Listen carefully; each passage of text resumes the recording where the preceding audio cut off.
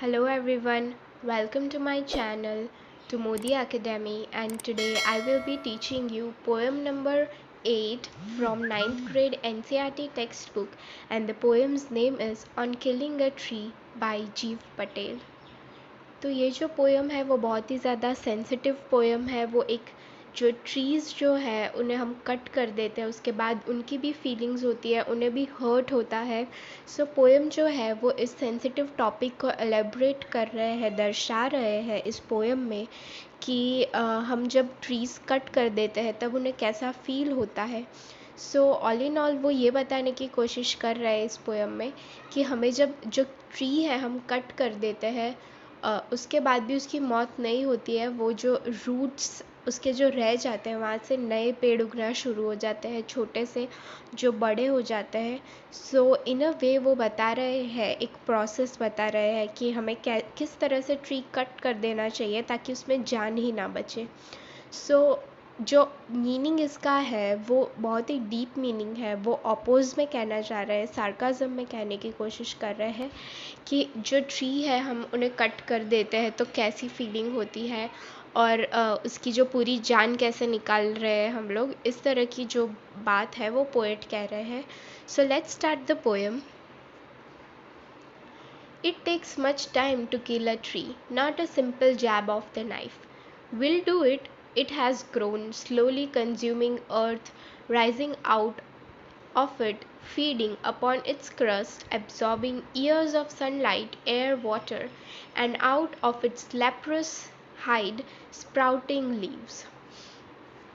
तो यहाँ पे जो पोएट है उन्होंने इस तरीके की बात जो है वो शुरू की है कि जो ट्री को मारने का काम है, ट्री को ख़त्म करने का काम है, वो इतना इजी नहीं है। It's a bit of a hard work. Jab of a knife मतलब सिर्फ एक बार हम जो मारते हैं नाइफ को ट्री पर, तो वो बोल रहे हैं कि वो एक जैब ऑफ अ नाइफ नहीं है। हम एक बार मारकर ट्री को नहीं गिरा सकते, वो हार्ड वर्क है।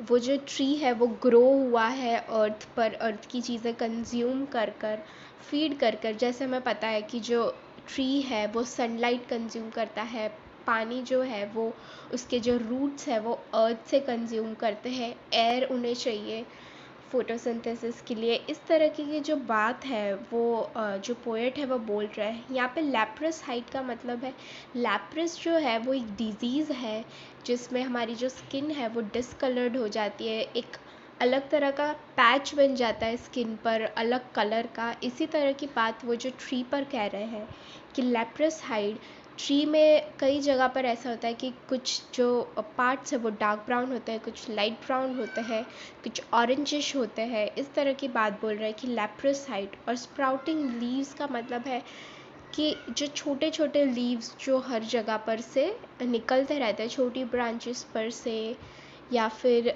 बड़ी ब्रांचेस पर से, इस तरीके से जो स्प्राउटिंग लीव्स का मतलब नए जो छोटे लीव्स जो स्प्राउट हो रहे हैं, निकल रहे हैं बाहर, इसका मतलब ये है। Then, so hack and chop, but this alone won't do it. Not so much pain will do it. The bleeding bark will heal, and from close to the ground will rise curled green twigs.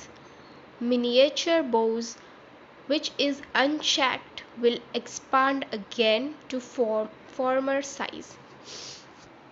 तो यहाँ पर जो है जो poet है वो आगे बोल रहे हैं कि तुम उसे चॉप कर दो। हैक एंड चॉप का मतलब है कि हम जो चीज़ को एक काट देते हैं या कंटिन्यूसली उसे काटते रहते हैं, वो बात बोल रहे हैं कि उसे काटते रहोगे, बट उसे इतना ही करने से वो जो ट्री है वो नहीं कट के गिरने वाला, इतने से चीज़ से वो काम नहीं होगा।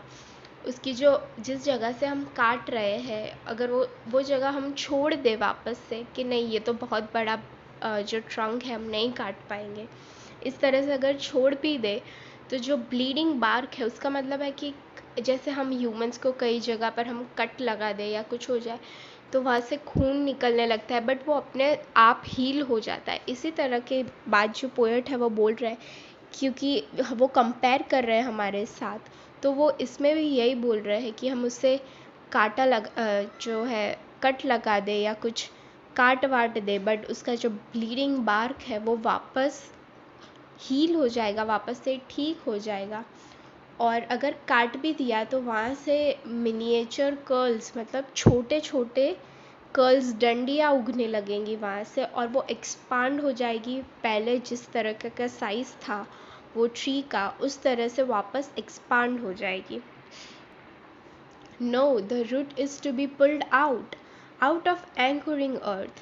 It is to be roped tight and pulled out, snapped out, or pulled out entirely. Out from the earth cave.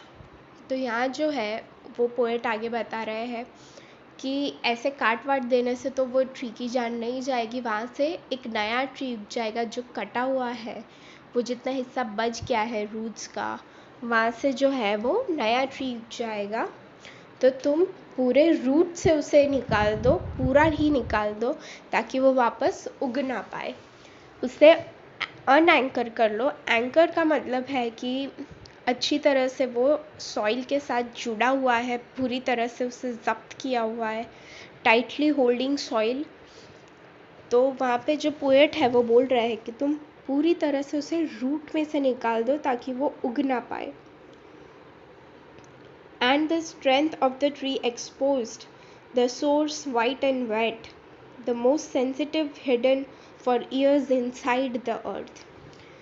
तो जब तुम उसे पूरी तरह से उखाड़ दोगे ज़मीन से, तो जो उसका पार्ट है वाइट एंड वेट, सफ़ेद और गीला जो पार्ट है जिसे उसने छुपा के रखा है, सबसे सेंसिटिव पार्ट है जिसे उसे इतने सालों तक अर्थ के अंदर छुपा के रखा है, बचा के रखा है, वो भी बाहर आ जाएगा। जो सेंसिटिव पार्ट है, सबसे ज़्यादा सेंसिटिव मुलायम पार्ट है, जो बहुत इम्पॉर्टेंट है ट्री का, वो भी बाहर आ जाएगा और वो पूरी तरह से मर जाएगा। Then the matter of scorching and choking in the sun and air, browning, hardening, twisting, weathering, and then it's done.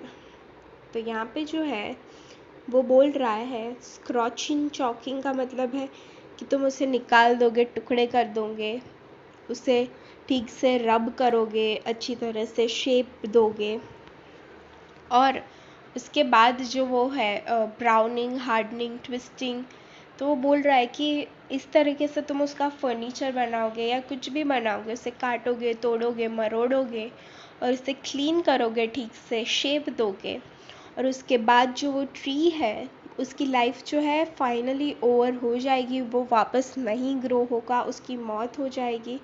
सो तुम सक्सेसफुल हो जाओगे उस ट्री की जान लेने में। So this was a beautiful poem written by Mr. Patel. I hope you all enjoyed this poem. Please like and subscribe to my channel. Thank you everyone.